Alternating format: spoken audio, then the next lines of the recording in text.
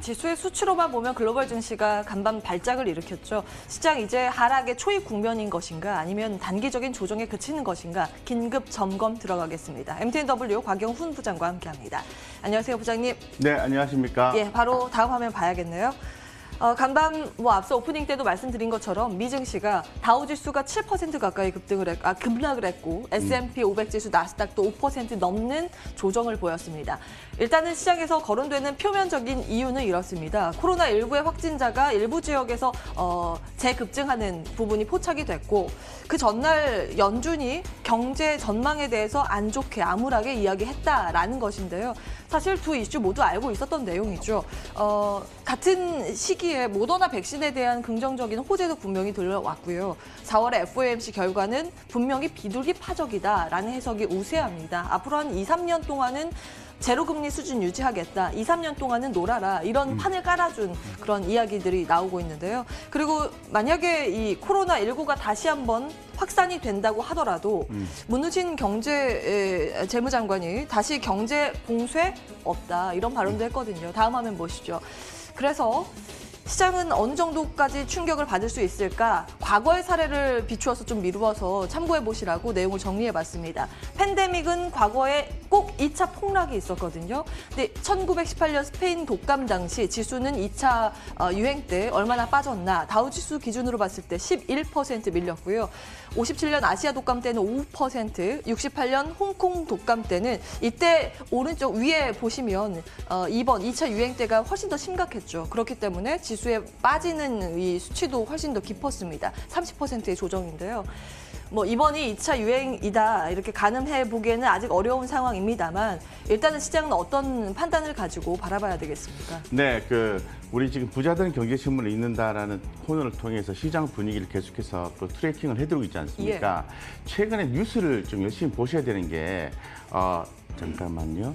뉴스를 좀 보셔야 되는 게 최근 우리 분위기가 이렇게 아주 좋은 뉴스가 나오다가 그 다음에 조금 중립적인 뉴스가 나오다가 팍 이렇게 분위기가 바뀌는 그런 뉴스가 나오기 시작했습니다. 사실 우리가 이미 알고 있었던 내용이죠. 2차 팬데믹 그런 부분이 예상이 된다 이렇게 나왔는데 현상적으로 보면은 S&P가 지금 뭐 22.5배 정도 PER 기준에서 올라갔다가 어떻게 보면은 뭐 자연스러운 조정이 나올 수 있는 포인트에서 어떤 부분이 제공이 된 거죠. 그 부분이 여러분들이 잘 알고 있는 것처럼 코로나19 재확산 이런 부분이 있게 되는 거죠. 사실 단기적인 조정일지 아니면은 또 다른 하락의 시작일지는 아무도 모릅니다. 그렇지만은 우리가 그동안에 많이 기대했던 정부의 지원이라든가 글로벌 국가들의 유동성 공급 이런 부분은 계속해서 진행이 되기 때문에 뭐 굉장히 가파르게 하락은 지난번처럼 나오지 않을 가능성이 좀 높지 않겠나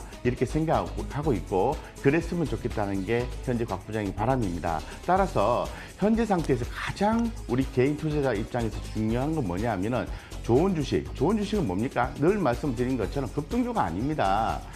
매출, 그죠? 매출, 성장주, 성장성, 수익성, 재무적 안정성을 겸비한 종목을 갖고 있다면 추후에 좀 빠졌을 때 추가 더 사주는 센스를 통해서 단가를 낮출 수 있고 다시 올라올 거니까 수익을 남기면 되는데 문제는 신용이에요. 신용이 전날에 11조 6천억 넘었죠. 아마 제가 추적컨대 12조가 넘었을 것 같아요. 예. 신용 쓴 사람들은 개인 투자자는 난리가 난 거예요. 그죠? 그만큼 레버리지가 있는 거니까 신용 줄이자 지난번에 말씀드렸는데 아직도 늦지 않았다. 신용 줄이자 이렇게 말씀을 드리겠습니다. 예.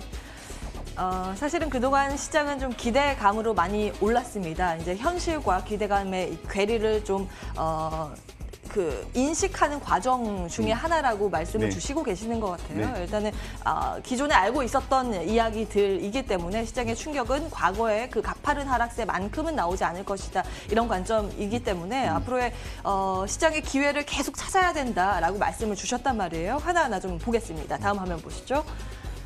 예, 순환매가 한 바퀴가 돌면 과거에 보면 주도주가 새로 시장을 이끌었다더라라는 통계가 있습니다. 과거에 성장주, 가치주 그 바통을 이어받고 시장의 조정이 한 차례 나옵니다. 그리고 나서 주도주가 떠오르는데 과거에 어떤 주도주들이 시장을 이끌었나 봤더니 2005년에 조선 기계가 끌고 갔었고요. 2009년과 10년 같은 경우에는 차화정 기억하시죠? 자동차 정유화학이 시장을 끌고 갔습니다. 그리고 가장 최근에는 2015년부터 시작해서 2016년, 17년, 18년까지 반도체 장세가 이어졌는데요.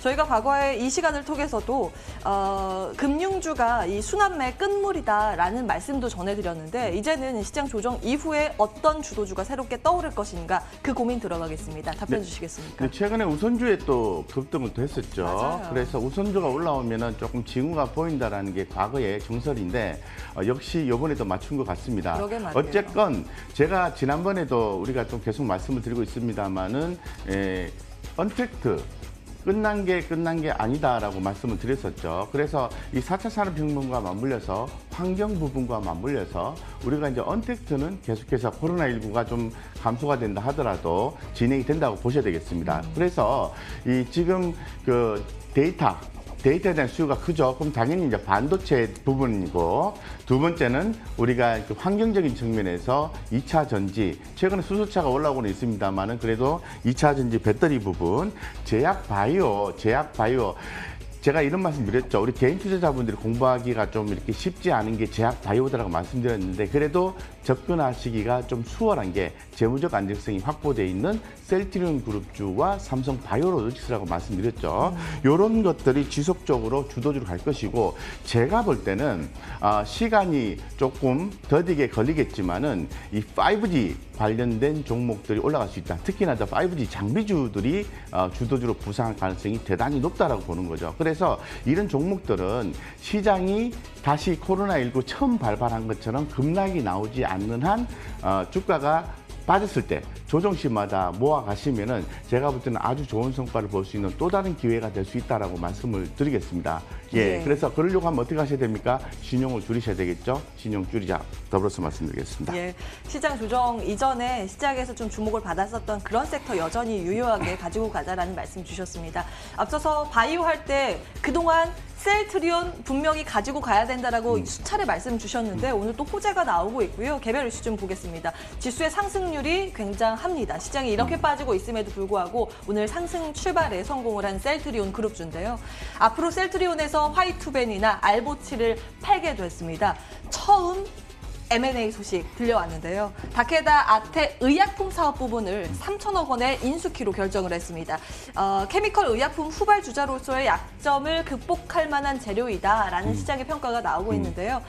셀트리온 그룹주의 천장은 어디일까요? 셀트리온 제약 올 들어서만 240% 가까이 지금 급등하고 있거든요. 네, 셀트리온 스토리를 한번 우리 점검을 해보면은 이제 예. 바이오시밀러에 대한 성장성에 우리는 주목을 했었고 두 번째는 어떤 재무적 가치, 어떤 그 가치의 변화가 느낄 수 있는 추후에 합병에 대한 이슈 이런 부분들이 시장에 또 이슈가 됐었죠. 근데 이번에도 대단히 좀 주목이 되는 것은 셀트리온이 또 다른 성장을 하기 위해서 M&A를 본격적으로 하는 초기 국면이다라고 저는 해석을 하고 싶습니다. 그래서 이 뭐 다케다 아테 의약품 사업 부분을 인수한 거에 대해서는 대단히 시장에서 긍정적인 반응을 보여주고 있고 저는 또 다른 성장을 위한 발판을 마련 중이다라고 말씀드리겠습니다. 예. 제가 계속해서 반복적으로 강조하고 있습니다.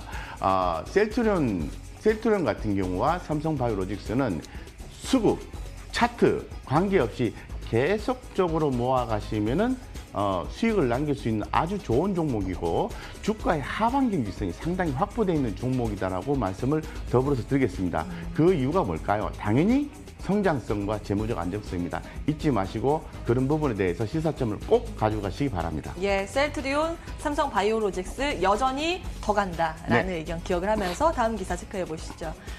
자, 이번에는 반도체 이야기를 조금 더 해보겠습니다. 네. 앞서서 유망 섹터로 반도체 여전히 좀 거론을 해주셨는데 오늘 시장이 많이 빠짐에도 불구하고 가장 먼저 그 낙폭을 회복하고 치고 올라오는 섹터가 소부장 쪽이더라고요. 들려오는 이슈는 삼성전자가 TSMC와 파운드리 격차를 좀 줄이고 있다더라라는 게 수치로 좀 잡히고 있습니다. 대만의 파운드리 1위 기업이죠. TSMC의 점유율이요. 1분기보다 2.6%포인트 감소한 것으로 추정이 되는데 이 사이에 삼성전자의 그 점유율이 좀 상승하고 있다더라라는 트랜스포스의 집계 결과를 좀 공개가 됐습니다.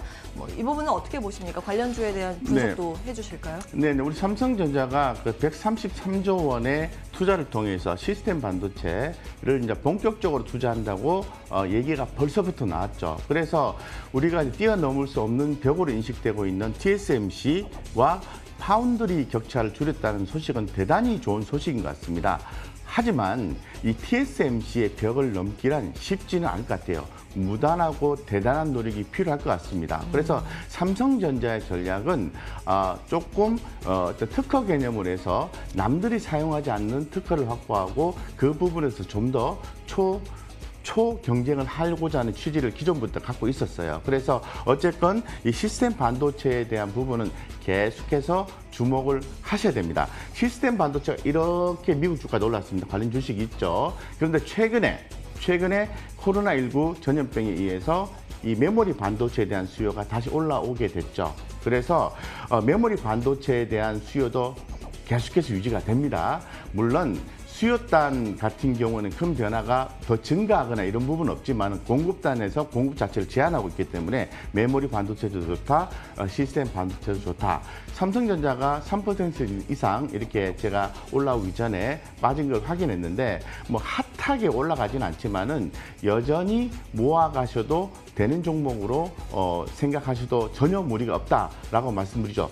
단 성향에 따라서 선택하시면 좋겠다. 중장기로 하시는 분만 선택하시면 좋겠다. 이렇게 말씀을 드리겠습니다. 소부장주도 좀 짧게 코멘트 부탁드릴게요. 소부장주 대단히 중요하죠. 제가 말씀드린 것처럼 시스템 반도체, 메모리 반도체 이런 부분에 대해서 지속적인 투자가 있게 되는 거죠. 그러면 당연히 관련된 소재라든가 부품이라든가 장비 이런 종목들이 주목이 되는 거고 정부 지원도 있게 되는 거죠.